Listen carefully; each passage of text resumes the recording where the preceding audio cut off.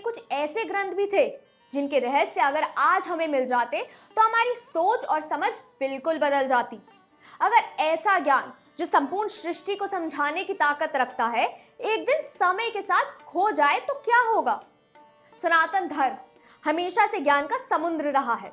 वेद, उपनिषद, पुराण, स्मृति ये सब हमें मिले हैं, लेकिन ग्रंथों में खुद लिखा है कि उनके और भी हिस्सों का जिक्र था जो आज हमें नहीं मिलते। जैसे पुराणों में कहा गया है कि उनमें 1 लाख श्लोक थे, लेकिन आज सिर्फ कुछ ही बचे हैं।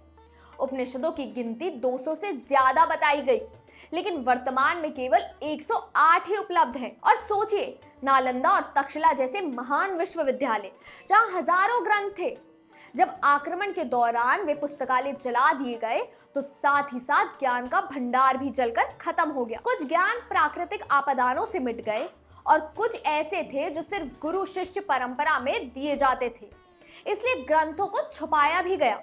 अगर वे ग्रंथ हमें आज मिल जाते तो हो सकता है उनमें आयुर्वेद का वो ज्ञान होता जो आज हमें टुकड़ों में समझ आता है। हो सकता है उनमें योग और ध्यान की ऐसी विद्या लिखी हो जो मन और ऊर्जा को पूरी तरह से बदल सकती है। शायद कर्म, पुनर्जन्म और चेतना के ऐसे रहस्य भी लिखे थे जो अभी भी हमारी समझ से परे हैं। पर सच ये है कि वे ग्रंथ अब हमारे पास नहीं है, लेकिन उनकी गूंज आज भी है। लोक कथाओं में, गांव के गीतों में और परंपराओं में वेदों के मंत्र और पुराणों की कहानियां भी कहीं ना कहीं खो गई हैं। तो अब हमारा कर्तव्य क्या है? सबसे पहले जो ग्रंथ बचे हैं, वेद, उपनिषद, गीता, पुराण, उन्हें समझना और अपने जीवन में अपनाना। दूसरा, नए तरीकों से इन ग्रंथों को अलग युग तक सुरक्षित रखना। और तीसरा, अपने अंदर ज्ञान की प्रति प्यास जगाना।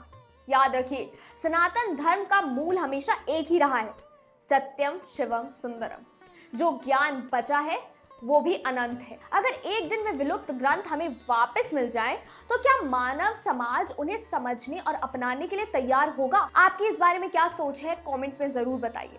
अगर ये वीडियो अच्छी लगी तो लाइक करें, शेयर करें और आर्यन आदि को सब्सक्राइब करना ना भूलें।